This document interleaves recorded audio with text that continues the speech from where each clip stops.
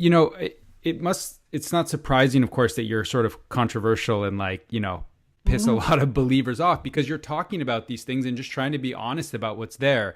It must make sense to you that it's kind of scary to have your whole worldview rocked by historical facts. Do you think people sort of just avoid reading scholarship like yours, or would just deny to their deathbeds the kind of things you're saying because it's kind of scary? Is that something that you've sort of realized and encountered, that the kind of stuff you're talking about is so foundationally shaking and could really alter someone's perception of reality?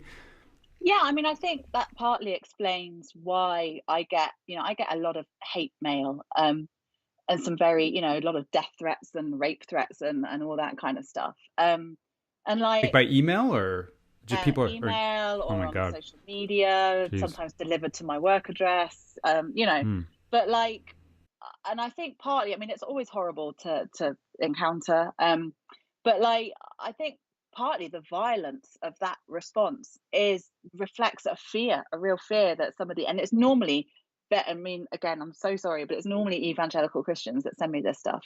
But I think the violence of their response to me reflects just how frightened they are by these ideas. They accuse me of blasphemy and all various other things, but actually what it's doing, it reflects their deep-seated insecurities about, well, what if it's not true? What if this is not, the reality? What if my ideas about the world and the next life are not real? And I think so. In that sense, I think, yeah, I think people can be frightened. But then there are some evangelical, for example, some evangelical people, like some scholars in my field, who are perfectly able to kind of almost do this kind of double think where they have their faith and they're very secure in their faith, and they can still undertake really good critical scholarly work that does that does perhaps challenge their ideas. But I think the whole point of faith is that, from what I understand of it as an outsider, faith is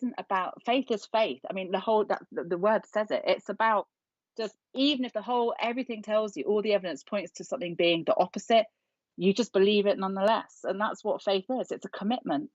Um and so, those people that find that difficult to do are the ones, I think, who